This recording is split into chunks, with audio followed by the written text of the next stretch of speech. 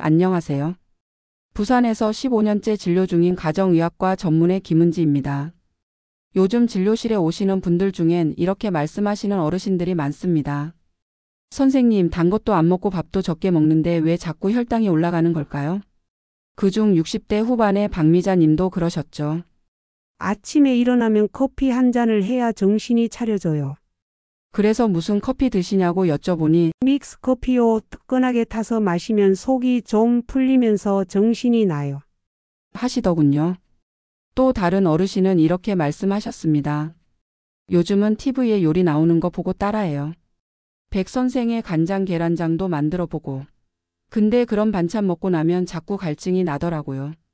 이런 소소한 식습관 하나하나가 사실은 혈당을 훅 올리고 몸에 당이 쌓이게 만드는 문제라는 것 많은 분들이 모르고 계십니다. 당뇨는 갑자기 찾아오는 병이 아닙니다. 이렇게 매일 반복되는 습관들이 조금씩 몸의 균형을 무너뜨리면서 찾아오는 병이죠. 더 무서운 건 아무 증상도 없는데도 당뇨 전 단계가 이미 시작된 분들이 생각보다 많다는 사실입니다. 그래서 오늘 이 시간에는 도대체 무엇을 먹고 무엇을 피해야 하는가? 내 몸에 맞는 식사법은 어떻게 찾을 수 있을까? 좋다는 말만 믿고 따라하다 오히려 해가 되는 경우는 없을까? 이런 질문에 대해 아주 쉽게 확실하게 풀어드리겠습니다. 그런데 본격적으로 식전엔 무엇을 먹고 식후엔 무엇을 마셔야 하는지 말씀드리기 전에 꼭 먼저 말씀드리고 싶은 게 하나 있습니다. 많은 분들이 무엇을 먹느냐만 바꾸면 당뇨가 나아진다고 생각하십니다. 그런데 정말 중요한 건 내 몸이 당을 어떻게 받아들이고 있는지, 그리고 지금까지 가지고 있던 당에 대한 인식이 얼마나 잘못되어 있었는지를 먼저 아는 것입니다. 그 인식이 바뀌어야 내가 먹는 요거트 한 숟갈, 식후 마시는 차 한 잔도 의미 있게 작용하고 그때부터 당뇨가 정말 달라지기 시작합니다. 그래서 오늘 영상은 꼭 처음부터 끝까지 함께 해주시기를 부탁드립니다. 단지 정보가 아니라 당뇨를 이겨낼 수 있는 사고방식과 실천법을 함께 드릴 테니까요. 혹시 지금 이 영상을 보고 계신 분들 중에 나도 당뇨를 이겨내고 싶다, 더 이상 진행되지 않게 지금부터라도 바꾸고 싶다, 이런 마음이 드신다면 지금 구독과 좋아요 한번 눌러주시고요. 오늘부터 실천하겠습니다 하는 마음을 담아 댓글에 숫자 1을 꼭 남겨주세요. 저도 끝까지 함께 응원하겠습니다. 진료실에 오시는 분들 중엔 이렇게 말씀하시는 경우가 많습니다. 선생님, 저는 아무 증상도 없어요. 공복 혈당은 맨날 정상인데 왜 당뇨라 그러시는 거예요? 하지만 바로 그게 문제입니다. 요즘은 겉으로는 아무 문제가 없어 보여도 검사를 해보면 당뇨 전 단계거나 심지어 당뇨 진단을 받는 분들이 정말 많습니다. 예전에는 당뇨가 생기면 바로 느낄 수 있는 증상이 있었습니다. 소변을 자주 보고 자꾸 목이 마르고 먹어도 금방 허기지는 이른바 3다 증상이라고 하죠. 그런데 요즘은 건강검진이나 병원 혈액검사에서 아무 증상 없이 당뇨 진단을 받는 경우가 훨씬 더 많아졌습니다. 이유가 있습니다. 우리는 보통 공복 혈당만 보잖아요. 그런데 이 공복 혈당은 하루 이틀 밥을 줄이거나 단 걸 피하면 금방 떨어집니다.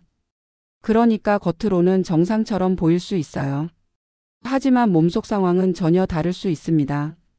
이럴 때 중요한 지표가 하나 있습니다. 바로 당화혈색소, 영어로는 HbA1c라고 불리는 수치입니다. 이 당화혈색소는 뭐냐면요, 최근 2-3개월 동안 내 혈당이 어땠는지를 평균 내서 보여주는 수치입니다.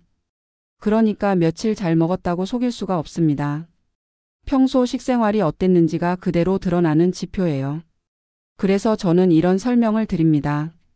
공복 혈당은 오늘 아침, 식후 혈당은 그날 밤, 하지만 당화혈색소는 그 사람의 생활이 나오는 수치라고요. 진짜 사례가 있습니다. 70대 초반의 이복자 어르신, 건강검진 하러 오셨는데 공복 혈당은 95. 아무 문제 없었어요. 근데 당화혈색소를 보니까 6.7%가 나왔습니다. 이게 뭘 의미하냐면요, 겉으론 멀쩡한데 속은 이미 당뇨로 들어섰다는 겁니다. 제가 말씀드렸죠. 당화혈색소는 거짓말 안 합니다. 이 수치는 지난 2-3달 식습관이 어땠는지 고스란히 보여줘요. 그때부터 어르신도 밥을 고쳐 드시고 믹스커피도 끊으셨죠. 지금은 6.2%까지 내려왔습니다. 기억하셔야 할 기준은 이렇습니다. 당화혈색소가 5.7% 미만이면 정상입니다. 5.7%에서 6.4%면 당뇨 전 단계, 6.5% 이상이면 당뇨로 진단됩니다. 그리고 이 수치를 봐야 하는 또 다른 이유가 있습니다. 몸이 당에 반응하는 시점이 꽤 늦기 때문입니다. 우리가 갈증을 느끼거나 소변을 자주 보게 되는 건 혈당이 180mg/dL 이상으로 올라가야 요당이 나오면서 시작됩니다. 그러니까 몸이 반응하는 시점은 이미 너무 늦은 시점인 거예요. 그 전에 아무 증상이 없을 때부터 숫자로 경고해 주는 게 바로 당화 혈색소입니다. 혹시 이런 음식들 드시고 계시진 않나요? 하얀 쌀밥, 흰 밀가루로 만든 빵, 국수, 떡, 설탕이 든 커피나 과자. 우리는 이런 음식을 흔히 흰색 음식이라고 부릅니다. 많은 분들이 그냥 밥인데 뭐 어때서요? 우리 때는 맨날 흰 쌀밥 먹고 살았지. 이렇게 말씀하시는데요. 사실 이 흰색 음식들이 당뇨에는 가장 치명적인 음식이라는 걸 잘 모르고 드시는 분들이 정말 많습니다. 왜 그럴까요? 그 이유는 정제라는 과정 때문입니다. 쌀이나 밀 원래는 껍질이 있고 섬유질이 풍부한 상태에서 자랍니다. 하지만 우리가 먹는 흰쌀, 흰밀가루, 흰설탕은 껍질과 섬유질, 미네랄 등을 다 벗겨내고 속 안에 있는 탄수화물만 남긴 상태입니다. 이걸 정제된 탄수화물이라고 부르죠. 이렇게 정제된 흰쌀과 흰밀가루, 흰설탕은 몸에 들어가면 아주 빠르게 당으로 흡수됩니다. 그 결과 혈당이 순식간에 확 올라가죠. 이걸 우리가 흔히 혈당 스파이크라고 부릅니다. 혈당이 계단처럼 천천히 오르면 몸도 조절할 수 있는데 이렇게 급하게 튀어오르면 몸은 그걸 감당 못해서 인슐린을 과하게 내보냅니다. 그래서 어떤 일이 생기냐면요. 처음엔 혈당이 쑥 올랐다가 인슐린이 과하게 나와서 오히려 혈당이 갑자기 확 떨어지기도 합니다. 그럼 또 금방 허기지고 또 뭔가 먹고 싶고 이 악순환이 계속되는 거예요. 이게 바로 정제된 흰 음식들이 무서운 이유입니다. 그럼 반대로 섬유질이 많은 현미나 잡곡, 껍질째 먹는 과일, 통밀빵 같은 음식은 어떨까요? 이런 음식은 당이 천천히 흡수되기 때문에 혈당이 완만하게 오릅니다. 몸이 감당할 수 있을 만큼만 오르니까 혈당 스파이크도 없고 인슐린이 과도하게 나오지도 않죠. 그래서 저는 항상 이렇게 말씀드립니다. 하얀 음식은 혈당을 빠르게 올리고 갈색 음식은 천천히 올린다. 딱 이렇게만 기억하셔도 좋습니다. 특히나 당뇨 전 단계이거나 식후 혈당이 자꾸 높게 나오는 분들은 이 흰색 음식, 정제된 음식부터 줄이시는 게 가장 빠른 혈당 관리법입니다. 요즘처럼 병원도 약도 흔하지 않던 시절에도 몸을 망가뜨리지 않고 살아가는 방법은 우리 조상들의 식탁 위에 이미 담겨 있었습니다. 특히 임금님의 밥상, 수라상을 보면 그 안에 몸을 편하게 하고 혈당을 조절하는 지혜가 고스란히 담겨 있었습니다. 밥은 늘 잡곡밥이 기본이었고 먼저 손이 가는 반찬은 자극적인 음식이 아니라 들기름에 묻힌 나물, 삶은 채소, 구운 생선, 된장국 같은 자연 그대로의 식재료였죠. 그리고 꼭 여러 가지 반찬을 조금씩 천천히 먹도록 차려졌습니다. 지금 말로 하면 거꾸로 식사인데요. 채소 먼저, 단백질 다음, 밥은 가장 나중에 몸이 당을 감당할 수 있도록 순서를 배려한 구성입니다. 옛 어른들은 의학적 원리를 몰라도 그렇게 먹으면 속이 편하다, 밥을 먹고 나서 갈증이 덜하다, 몸이 더부룩하지 않다는 걸 몸으로 알고 계셨던 거예요. 또한 중요한 건 음식의 가공 정도입니다. 지금처럼 흰쌀, 흰밀가루, 흰설탕이 흔하지 않던 시절에는 음식이 대부분 자연 그대로였습니다. 섬유질 많은 곡식, 소금기 과하지 않은 반찬, 조미료 없이 재료 본연의 맛을 살린 조리법. 예를 들어 밥은 찰보리 현미가 섞인 잡곡밥, 반찬은 가지볶음, 도라지 무침, 콩자반, 단백질은 조기구이, 두부전, 쇠고기 장조림처럼 담백하게 조리한 것.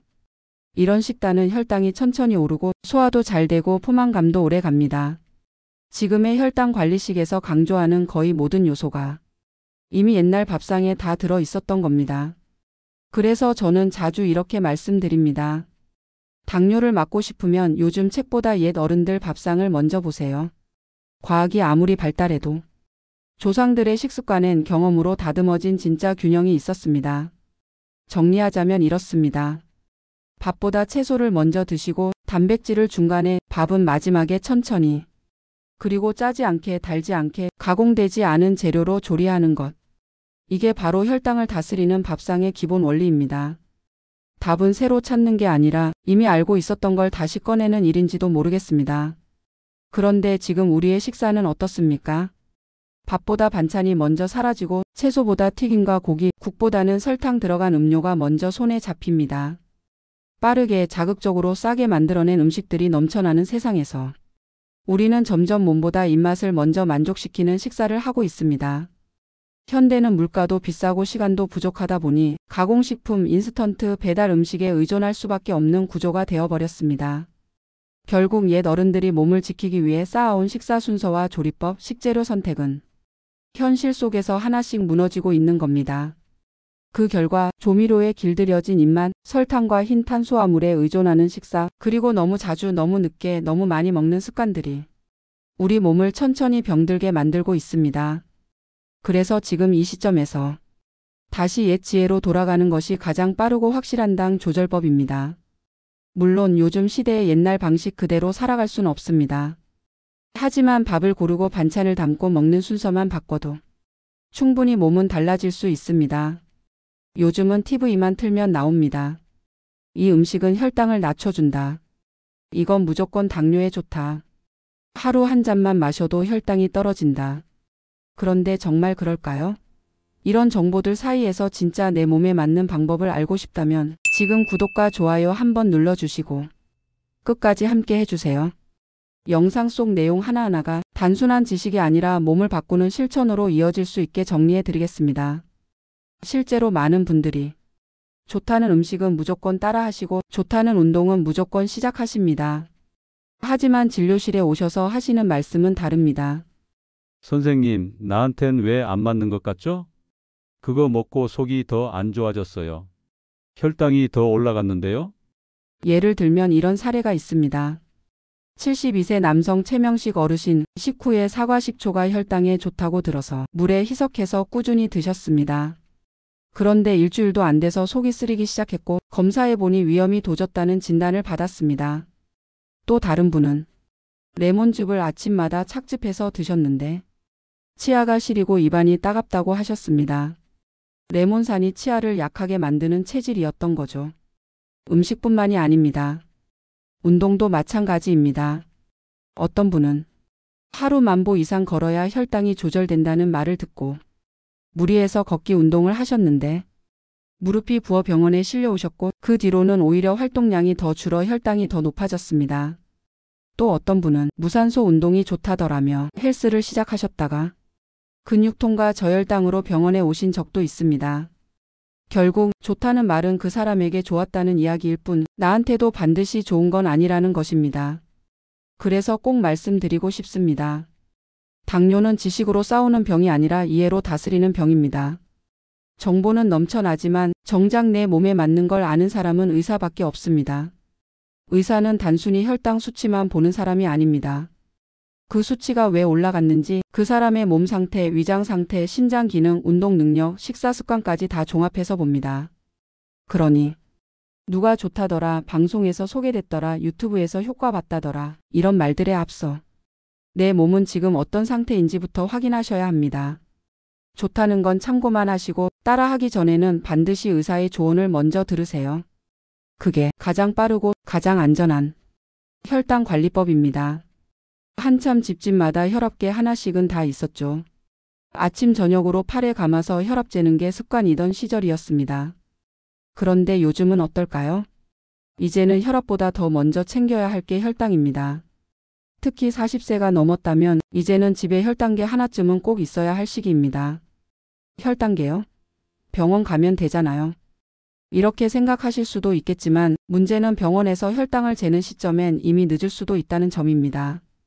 당뇨는 자각 증상이 거의 없고 하루 이틀 단식하거나 운동 조금만 해도 수치가 뚝 떨어지는 특성이 있습니다. 그런데 그건 겉으로 보이는 숫자일 뿐 진짜로 몸속에서는 혈당이 들쑥날쑥하고 있을 수도 있는 겁니다. 실제로 60대 여성 임정자 어르신 식사 후 너무 피곤하다는 이유로 내원하셨는데 공복 혈당은 괜찮게 나왔어요. 그런데 식후 2시간 혈당을 재보니까 242. 본인도 깜짝 놀라셨죠. 병원에서는 늘 정상이었는데 왜요? 그 이유는 간단합니다. 공복 혈당은 조용히 있다가 식후 혈당이 확 치솟는 숨은 당뇨였던 겁니다. 그렇기 때문에 집에서 직접 공복 혈당과 식후 혈당을 같이 측정해보는 습관이 정말 중요합니다. 요즘 혈당계는 가격도 저렴해졌고 조작도 아주 간단해졌습니다. 손끝을 톡 찍고 한 방울만 검사지에 떨어뜨리면 끝입니다. 그 작은 습관 하나가 당뇨를 조기에 발견하고 악화되는 걸 막는 가장 확실한 방법입니다. 그렇게 혈당계를 집에 들여놓고 식사 전후 혈당을 재다 보면 많은 분들이 처음엔 이렇게 말씀하십니다. 밥은 적게 먹었는데 왜 올라가지? 오늘 간식도 없었는데 혈당이 왜 높죠? 바로 그때 깨닫게 됩니다. 문제는 밥보다 반찬이었고 음료보다 조리법이었다는 걸요. 특히 집에서 직접 만든 음식이라 안심하던 분들조차 TV나 유튜브 레시피를 그대로 따라하면서 무심코 단맛을 습관처럼 받아들이고 있었다는 걸 알게 되죠. 요즘은 레시피를 책에서 배우지 않습니다. TV 요리 프로그램, 유튜브 요리 채널, 심지어 쇼핑 방송에서도 조리법이 실시간으로 나옵니다.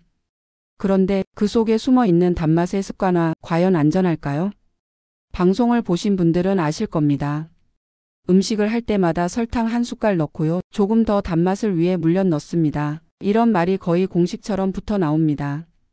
이걸 매일 반복해서 보다 보면 단맛이 들어간 요리가 표준처럼 느껴지고 그게 습관처럼 굳어집니다. 문제는 여기서 시작됩니다. 이런 방송을 그대로 따라 만든 반찬은 생각보다 훨씬 많은 양의 당분이 들어갑니다. 특히 설탕, 물엿, 올리고당, 케첩, 간장, 조림 등은 겉으로는 담백하거나 간단해 보이는 반찬에도 당분이 숨어 있는 형태로 잔뜩 포함되어 있습니다.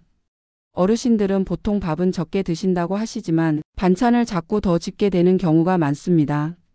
그 반찬 안에 숨어 있는 설탕이 하루당 섭취량을 훌쩍 넘기는 경우가 허다합니다.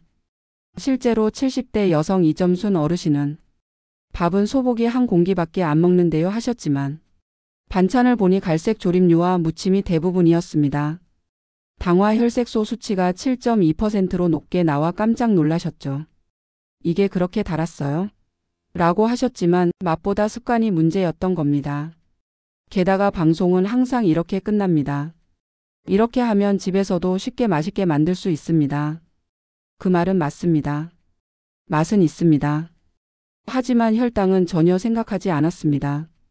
우리는 지금 설탕이 기준이 되어버린 세상에 살고 있습니다. 음식을 달게 만들어야 사람들의 입맛에 맞고 그걸 영상으로 보여줘야 조회수가 올라가는 시대니까요. 하지만 혈당은 조회수가 아닙니다. 내 몸 안에서 숫자로 쌓이고 오랫동안 기억되는 결과입니다. 이제부터는 TV 요리를 볼 때도 이 한마디를 꼭 떠올리셨으면 좋겠습니다. 방송은 맛을 보여주고 나는 내 몸을 지켜야 한다. 지금까지는 알기였다면 이제부터는 바꾸기입니다. 지금까지 우리는 왜 당이 올라가는지, 어떤 음식이 문제고 무엇이 내 몸에 해가 될 수 있는지를 살펴봤습니다. 이제 아는 건 충분합니다. 이제부터는 바꿔야 할 때입니다. 당뇨는 이론으로 이기는 병이 아닙니다. 입에 들어가는 한 숟갈, 식사 후 한 잔의 습관, 그 작은 행동이 진짜 혈당을 바꾸고 몸을 바꿉니다. 오늘 제가 말씀드릴 딱 두 가지, 즉 식전엔 이것, 식후엔 이것, 이 두 가지만 제대로 실천하셔도 지금까지 말씀드린 복잡한 원리와 구조는 자연스럽게 몸으로 익히실 수 있습니다. 그리고 이 두 가지는 정말 당뇨를 이깁니다. 수치로 증명되고 수많은 환자들이 효과를 경험했습니다. 이제부터 그 구체적인 내용 하나씩 알려드리겠습니다. 식사 전과 식사 후 이 두 가지만 바꾸셔도 혈당은 달라집니다. 밥 한 공기 줄이는 게 이렇게 어려운 일일까 싶으시죠? 밥 없이는 힘이 안 나요. 밥 한 숟갈 먹고 나면 그래도 좀 살 것 같아요. 저는 진료실에서 이런 말씀을 하루에도 여러 번 듣습니다. 그래서 늘 이렇게 말씀드립니다. 밥은 드셔야 합니다. 대신 순서와 방식만 바꿔보세요. 같은 밥도 어떻게 먹느냐에 따라 혈당 반응이 전혀 달라질 수 있습니다.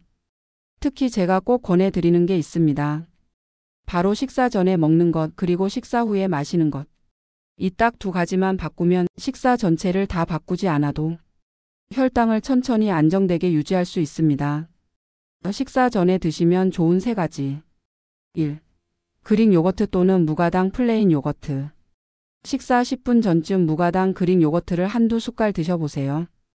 요거트 속 단백질과 지방이 위에서 얇은 막처럼 작용하면서 식사로 들어오는 당이 급하게 흡수되지 않도록 천천히 내려가게 해줍니다. 고르실 때는 원유 99%, 무가당이 꼭 표기된 제품을 고르시고 달달한 과일만 요거트는 오히려 혈당을 올릴 수 있으니 피하셔야 합니다. 2. 아삭한 채소. 생당근, 오이, 브로콜리, 양배추, 상추 같은 채소를 밥보다 먼저 드셔보세요. 섬유질이 풍부해서 위에서 당 흡수를 늦춰주고 포만감을 줘서 과식을 막아줍니다. 밥을 퍼놓고 젓가락부터 들기보단 채소 먼저 한두 젓가락 먹는 습관, 이것만으로도 혈당이 훨씬 부드럽게 오릅니다. 3. 견과류, 특히 아몬드. 식사 전에 아몬드 10알 정도 드시면 인슐린이 잘 작동하도록 도와주는 작용을 합니다. 단백질, 지방, 식이섬유가 혈당 상승을 억제해주죠. 단 많이 드시면 칼로리가 높기 때문에 꼭 소량만 드셔야 합니다. 식사 후에는 이 세 가지 중 하나. 1. 사과식초. 식사 후 15분에서 30분쯤 미지근한 물에 사과식초를 한두 티스푼 정도 타서 마셔보세요. 사과식초는 위에서 당이 천천히 흡수되도록 도와주고 식후 혈당의 급격한 상승을 막아줍니다.